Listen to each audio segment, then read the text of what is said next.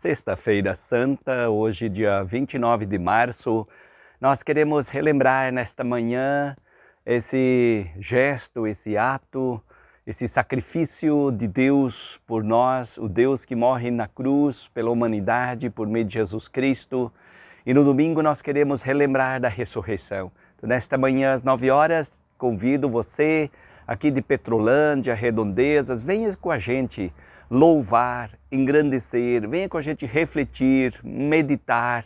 Nós temos um culto bem especial, com muitas apresentações. Venha com a gente louvar a Deus e refletir o que Deus tem feito por nós, por meio de Jesus Cristo, nos trazendo viva esperança. A sua morte que sempre é algo triste, doloroso, se tornou e se transformou em vida e em viva esperança para toda a humanidade, para aqueles que nele creem, nele confiam e buscam nele força, sabedoria e a verdadeira vida.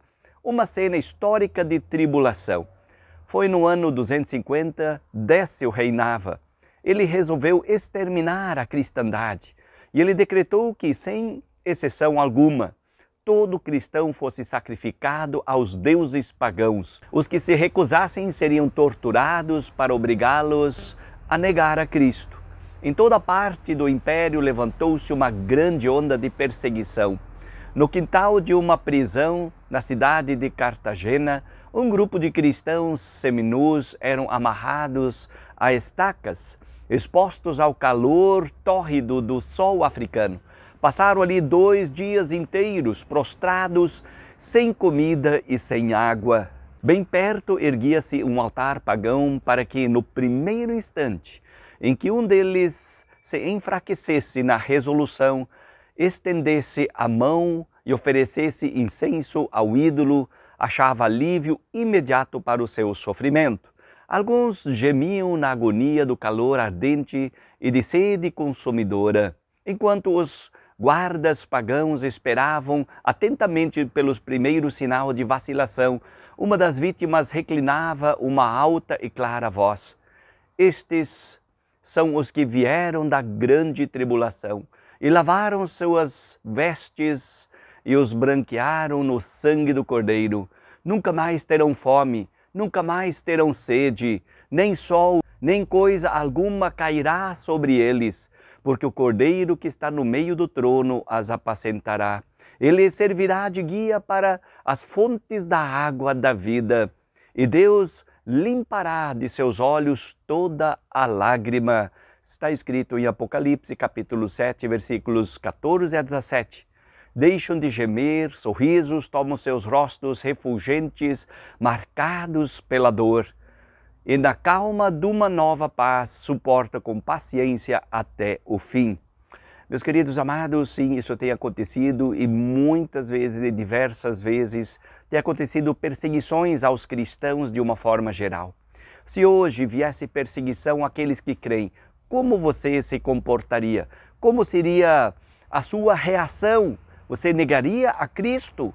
Consequentemente, negaria a salvação eterna. Por isso esses cristãos estavam firmes, eles sabiam para onde eles estavam indo, para o novo céu, a nova terra, que por meio de Jesus, do seu sacrifício na cruz, que valeu a pena. Ele foi pela humanidade, ele sofreu por todos para pagar o preço da nossa condenação, para trazer misericórdia, para trazer perdão, reconciliação, viva esperança, isso somente no sangue de Jesus.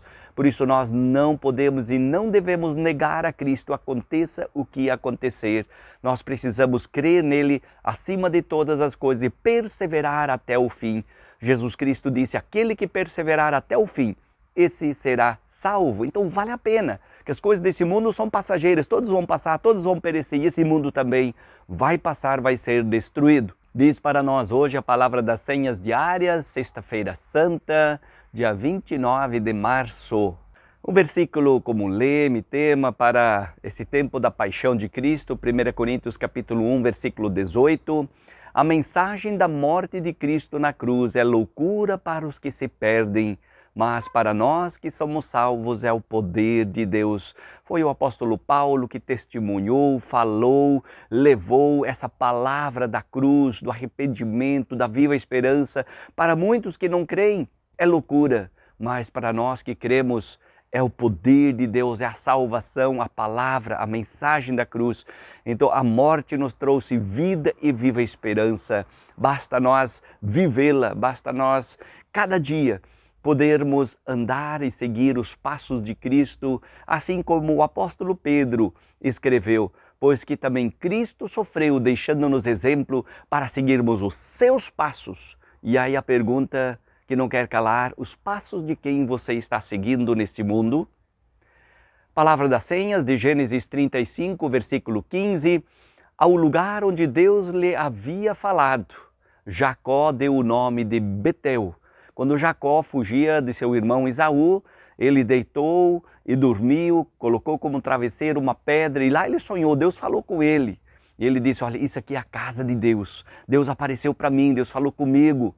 Então ele colocou como nome de Betel.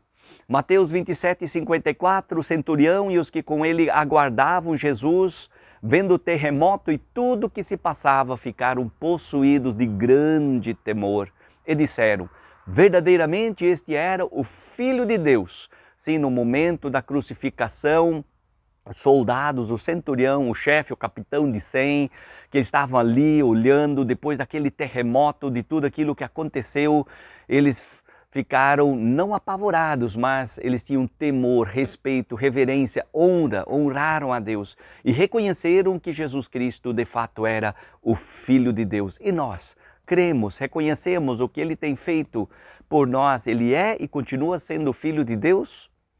Deus falou com Jacó e ele chamou o lugar de Betel, que significa casa de Deus. Em outro lugar chamado Gólgota, Deus fala para toda a humanidade. Você ouve a voz de Deus falando por meio do que Cristo fez por você na cruz?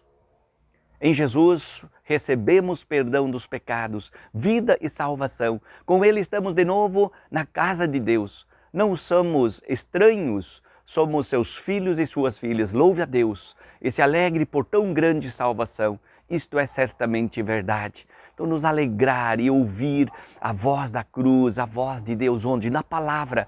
Por isso leia a Bíblia, busque na palavra, busque ouvir a palavra de Deus, participa da comunhão dos santos ou dos remidos do Senhor, que é o culto, que é o momento de louvor, de adoração, de agradecer a Deus pela salvação que nós não merecemos, mas Ele a nos dá gratuitamente por meio de Jesus Cristo. Há uma palavra de Klaus Berger que diz assim, justamente nesse lugar no qual no crucificado nos reconhecemos como réus e vítimas, como assassinos e assassinados, justamente nesse lugar está Deus.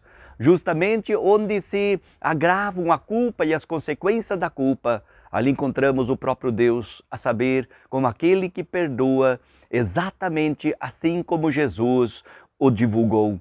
Que possamos crer, confiar, refletir, meditar e pôr toda a nossa vida aos pés da cruz de Cristo e reconhecer que o sangue de Jesus nos purifica de todo o pecado.